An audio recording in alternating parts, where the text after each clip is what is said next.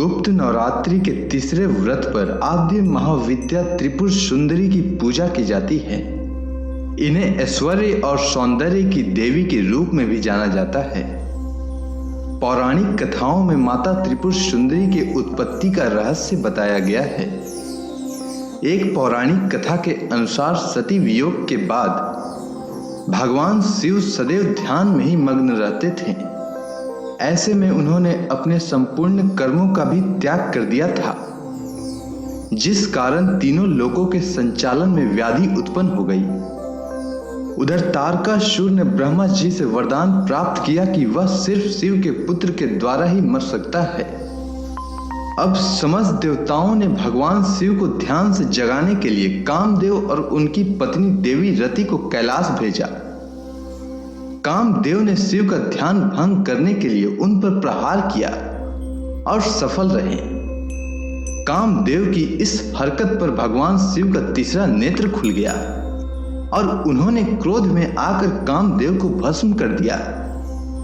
इस पर देवी रति ने अत्यंत दारुण विलाप किया, जिस पर भोलेनाथ ने द्वापर युग में भगवान कृष्ण के पुत्र में कामदेव को पुनः जन्म धारण करने का वरदान दिया।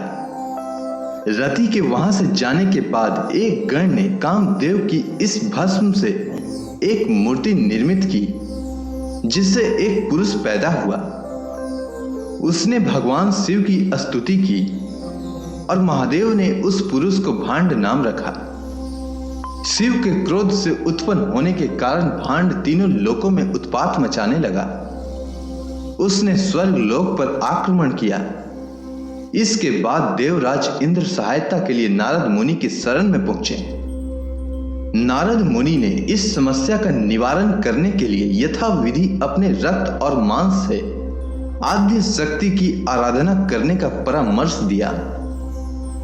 देवराज इंद्र ने माता की आराधना की, जिसके बाद त्रिपुर सुंदरी के रूप में प्रकट होकर माता ने भांड असुर का वध किया। पूरे विधि विधान से की गई पूजा से माता त्रिपुर सुंदरी शीघ्र प्रसन्न होती हैं और मनोवांछित फल देती हैं। उनमें सूर्य के समान तेज समाहित है। मां अपने भक्तों के सभी कष्टों को दूर करती हैं।